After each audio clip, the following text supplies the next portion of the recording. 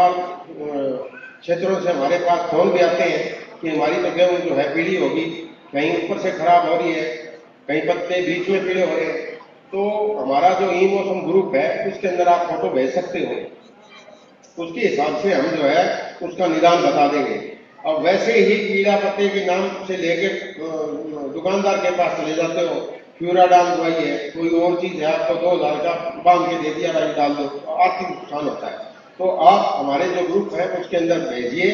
ज्यादातर किसानों को मैं बताना चाहता हूँ, जो हमारे पास फोटो आ रही है उनके हिसाब से कहीं तो जिंक की कमी है। जिंक की जहां कमी है वहां पे जो 21% वाला हमारा जिंक है उसका 500 ग्राम जिंक लेनी है, 2-2.5 किलो यूरिया 100 लीटर पानी में लेके स्प्रे कर देनी है, कोई ज्यादा नुकसान वाली बात नहीं है। दूसरी कई जगह आयरन तत्वों की, लौह तत्वों की कमी भी पाई गई है, तो वहां पे फेरस सल्फेट जो है 500 ग्राम से लेके 1 किलो तक। फेरस सल्फेट जो है हमारे अंसारी के पास हरा कसीस के नाम से भी मिलता है, 20-30 रुपए का खर्चा है, वो 100 लीटर पानी में मिला के आप स्प्रे कर दो, कोई ज्यादा नुकसान तो होता नहीं किसी फसल के अंदर, तो आपका पीलापन है वो दूर हो जाएगा। तीसरी तरह की जो दिक्कत आती है ज्यादातर बुक पहचान में, जो हमारे माइक्रोन्यूट्रिएंट के जो साइंटिस्ट हैं सॉइल वाले, वो ही ज्यादा उसको इनिशियल स्टेज में पहचान पाते हैं, जिसमें पत्ता जो है हल्का हरे रंग का हो जाएगा, चमकीला रहेगा, और जब बालियां निकलती है उस टाइम ऊपर का जो झंडा पत्ता है वो बिल्कुल रोड हो जाएगा और सुई जैसा तीखा हो जाएगा और बाली को निकलने नहीं देगा। तो वो जो सिचुएशन है वो मैग्नीज की कमी के कारण है। तो मैग्नीज डेफिशिएंसी में 500 ग्राम मैग्नीज सल्फेट 100 लीटर पानी में मिला के स्प्रे करेंगे, तो उससे उसके जो है बाल निकलने का जो पत्ता जो है लूज हो जाएगा और उसमें से बालियां निकल जाएंगी। अगर फिर भी नहीं निकलती है तो हफ्ते 10 दिन में एक जो मैग्नीज सल्फेट की स्प्रे है और रिपीट कर देंगे। तो ये था थोड़ा सा माइक्रो न्यूट्रिएंट से संबंधित। और कई बार जो है बालियां निकलने के बाद बालियों के अंदर जो बॉडी होती है वो बीच में से सफेद हो जाती है, टिप ऊपर वाली 3-4 बॉडी सफेद होगी या बीच वाली होगी, 2 कारण से हो सकती है ज्यादातर ये।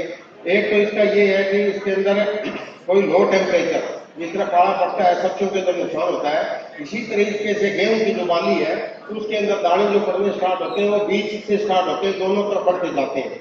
तो जहां जिस बॉडी के साथ में टेम्परेचर लो टेम्परेचर कोइंसाइड कर गया, तापमान कम हो गया, तो वहां पे जो है फर्टिलाइजेशन नहीं होती, तो दाने नहीं पड़ते, तो वो बॉडी सफेद रह जाती है। या फिर कॉपर की डेफिशिएंसी आती है, तो वो 200 ग्राम कॉपर सल्फेट जो है 100 लीटर पानी में मिला के स्प्रे कर देंगे। तो ये था माइक्रो न्यूट्रिएंट से संबंधित। और एक लास्ट मेरी गुजारिश जो आपसे है वो ये है कि किसान भाई जो भी खरपतवार है उनके लिए दवाइयां डालते हैं।